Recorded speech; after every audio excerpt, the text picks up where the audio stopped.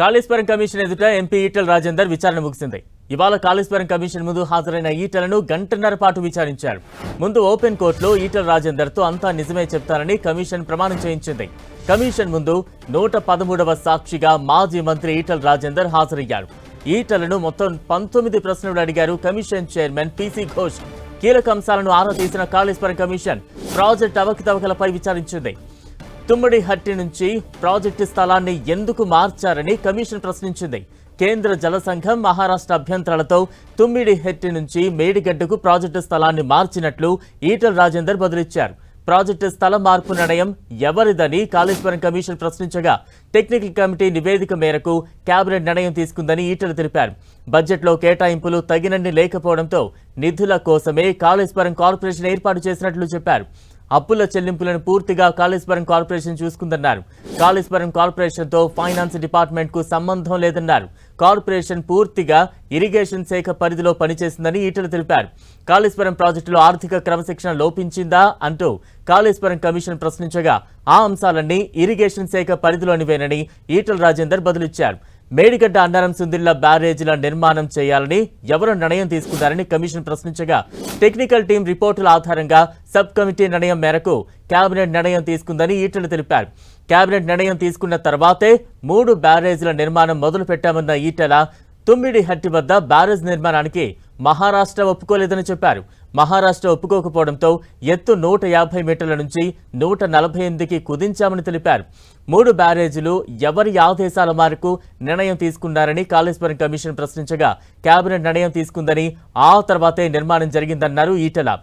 Redesign చేయాలని ఎవరు ఆదేశించారని commission ఆరా తీయగా మహారాష్ట్ర అభ్యంతరం చెప్పడంతో అప్పటి సీఎం కేసీఆర్ సబ్ కమిటీ వేశారన్నారు. హరీష్ రావు చైర్మన్ గా ఉన్న సబ్ కమిటీ తుమ్మల నాగేశ్వరరావుతో పాటు తాను కూడా ఉన్నారన్నారు. Expert committee, technical committee, sub committee నిర్ణయం మేరకు రీడిజైన్ జరిగిందన్నారు.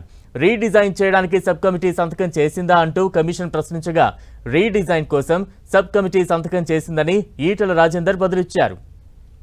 3 బ్యారేజీల నిర్మాణం నిర్ణయం ఎవరిదని, 3 బ్యారేజీలు అక్కడ కట్టకూడదని టెక్నికల్ కమిటీ రిపోర్ట్ ఇచ్చిందా అంటూ కమిషన్ ప్రశ్నల వర్షం కురిపించింది. టెక్నికల్ కమిటీ చాలా రిపోర్టులు ఇచ్చిందని, ఫైనల్ గా 3 బ్యారేజీల నిర్మాణంపై కేబినెట్ నిర్ణయం తీసుకుందన్నారు ఈటెల.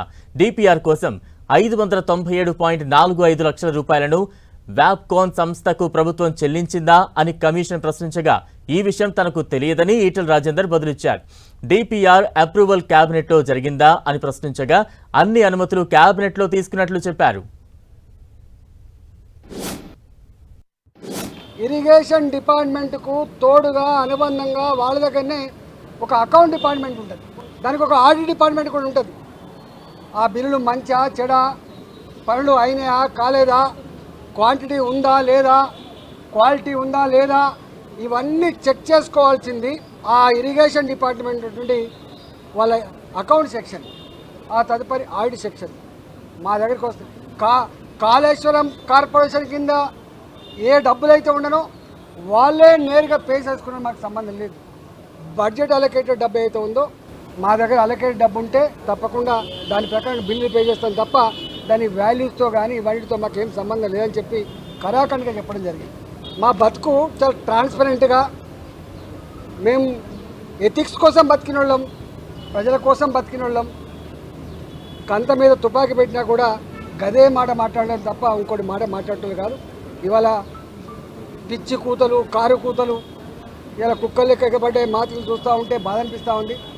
ఏది ఏమైనా తెలంగాణ ప్రజలు నిజమైన న్యాయ నిర్ణేతలు, ఎవడు తప్పు చేసిండో ఎవడు ఒప్పు చేసిండో వాళ్ళు నిర్ణయిస్తారు తప్ప ఇవాళ కొద్దిమంది బట్ట కాల్చి మీద చేసినంత మాత్రం మీకు అయ్యే ప్రసక్తి లేదు. నేను ఒకటే కాంగ్రెస్ పార్టీని డిమాండ్ చేస్తూ ఉన్నా, భారతీయ జనతా పార్టీ ఇప్పటికే చెప్పింది నిజాయితీగా ఉండాలని చెప్పి కోరుతుంది. పార్టీ ప్రభుత్వ ధనాన్ని దుర్వినియోగం చేయొద్దని చెప్పి కోరుతుంది, చట్టాన్ని లోబడి ఉండాలని చెప్పి కోరుతుంది, నీకు ఇచ్చిన కర్తవ్యాన్ని ఒక ప్రజలకు బాధ్యతతో పనిచేయమని చెప్పి కోరుతుంది. ఇవాళ మేము కోరుతా ఉన్నాం. అంతకుముందు అనేక కమిషన్లు వేసిండ్రు, ఎందుకు రిపోర్ట్లు బయట పెడతలేరు, ఎందుకు చర్యలు చేపడతలేరు. నేను ఇక్కడ కూడా కోరుతున్నా, ఇప్పటికే సంవత్సరం గడిచిపోయింది, త్వరగా ఈ రిపోర్ట్ను బయట పెట్టండి.